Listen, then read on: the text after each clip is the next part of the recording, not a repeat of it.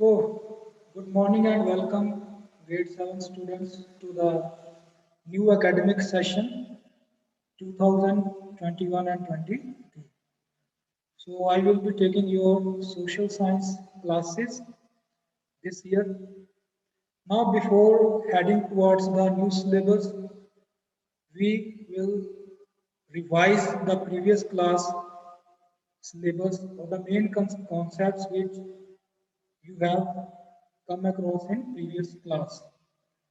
So in this week, we will keep revising those concepts. Okay. So now today I have chosen geography. Okay. So in geography, we will start with the political divisions of India. So first of all, you need to understand what are political divisions and what are physical divisions. So physical divisions are those divisions or those boundaries which are made by the nature. Okay. For example, somewhere there are mountains, somewhere there is desert, somewhere there are also the rivers, sea. Okay. So these natural boundaries are known as physical divisions of an area of a country or a state. Now, what are political divisions?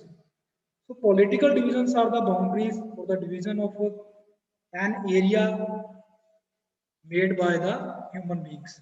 Okay. So, why we make political boundaries or political divisions? So, by political divisions, we can regulate or monitor or govern a particular area. So, okay, students. So, to govern a particular area, we divide that area into some divisions. Okay. So, they are known as the political divisions. So, now if you have sent any letter to your relative, or if you any relative has sent you some letter or any parcel come to you, okay, or you if you try to book your anything from online shopping websites, then they ask you an address. In that address you have to fill your country, that is India. Then you will fill what is the name of the state you are living, then you will fill that Punjab.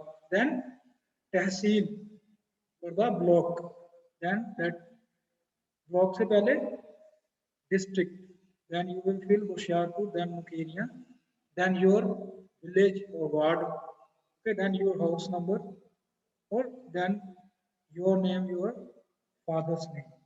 So all details are actually they are asking in which political region or area you are living.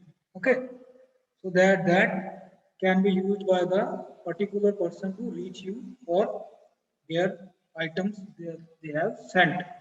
So India is divided into 28 states and now 9 union territories.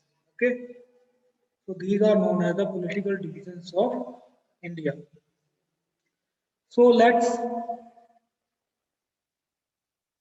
have a look at the current political divisions of India. So now you can see here that India is divided into various states. Actually, these are 28 states and now 9 UTs, Union Territories. So you can see here it is Ladakh. Now Ladakh and Jammu Kashmir are the recently formed UTs or Union Territories of India. Then moving down, we have Himachal Pradesh. This is a state. Then Punjab. This is also a state. And down there, Haryana. So Haryana and Punjab shares a common capital known as Chandigarh. Then Uttarakhand is a state, Uttar Pradesh, Bihar, Jharkhand. So all these states have a or UTs have a headquarter from where all the governance of the state is held. Okay, so that is known as capital of that state. In the same way, the entire governance of the country is controlled from a single place that is known as Delhi. So Delhi is the national capital, and all states and union territories have their different capitals of or main cities. Okay. So here you can see that Rajasthan is the largest state of India, and Sikkim, if you go here, Goa is the smallest state. Sikkim is also small state. Then in the eastern parts, there are seven sister states. We call them sister states. Okay, because they resemble each other in their identity. Although we all share a common identity that we are Indians, but these have some special features of their facial. You can see facial features. Okay, so these seven states are known as sisterly states.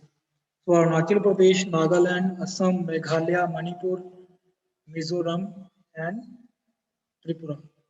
So these are the seven sister states. Then here you can see Punjab. So our capital is Chandigarh. Haryana also shares our capital. Okay. Down there you can see Andaman and Nicobar. That is also part of India, and its capital is Port Blair. So it lies in the Bay of Bengal. In opposite side of Bay of Bengal, here in the Indian Ocean, we have the Arabian Sea. So in Arabian Sea, we have another group of islands. Collectively, they are known as Lakshadweep Islands, and their capital is Kavaratti. Here is Mahe in Kerala. So Mahe actually is the in Puducherry. This is the smallest district in the country. So grade 7, you must remember and memorize all these states. You have to keep in mind the names of the states and the location of the states, that where these states are located, okay, and what are their capitals. Because in the next sessions we will be covering these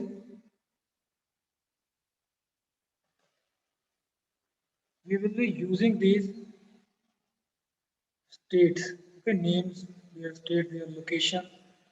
Because in social science, if you are going through any the geography part, political science part, or history part, you must know the area of the state. Okay, you must know the location, that where in which part of India which state lies. So these above the topic of cancer, the topic of cancer will cross from this here. So above the topic of cancer, it is northern India. Down there in the Deccan Plateau, there is southern India. Okay. So in this way we come, Punjab comes in northwestern direction. Okay. So you can ask anything if you have any doubts regarding this particular session.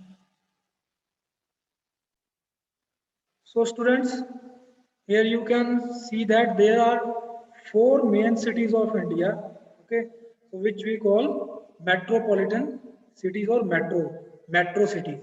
Okay, so which are these four cities? First cities are capital. The capital of India, that is Delhi. Second one is Mumbai.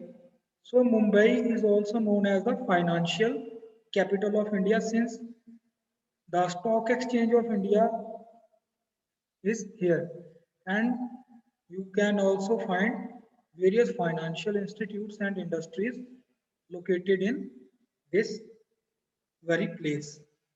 So first metropolitan city is Delhi, second is Mumbai, third is down there in the south, it is Chennai. Earlier, Chennai was called Madras. Then in the eastern side, our fourth metropolitan city lies. It is known as Kolkata. Okay. So previously it was called Calcutta. Now it is called Kolkata. Delhi was being called Delhi since ancient times, and Mumbai was earlier called Bombay. So you have to keep in mind all these things. Okay. Here, one thing which will be helpful to you while studying SST is that neighboring countries of India. So by land, you can see our neighboring countries: Pakistan, Afghanistan, here China, Myanmar, and Bangladesh. In the ocean, we have Sri Lanka and also the Maldives in this side, Arabian Sea. So Bhutan, Nepal. So these Bhutan and Nepal are the landlocked countries. What is a country? Landlocked country means there is no ocean or sea route to these countries. They are only connected to the world by land, okay, the road or railways. So Bangladesh, here Bangladesh and West Bengal. So before independence, this was a single country.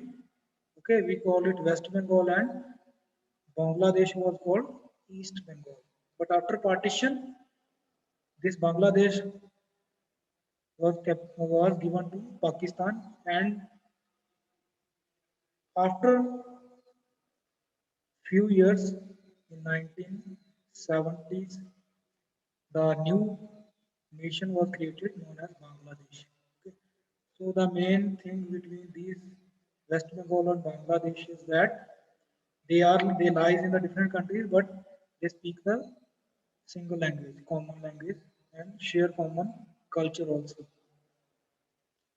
Okay, so actually this entire subcontinent is culturally and historically connected with each other. Okay, so you have to do a worksheet. I will send you worksheet for revision of this part. Okay.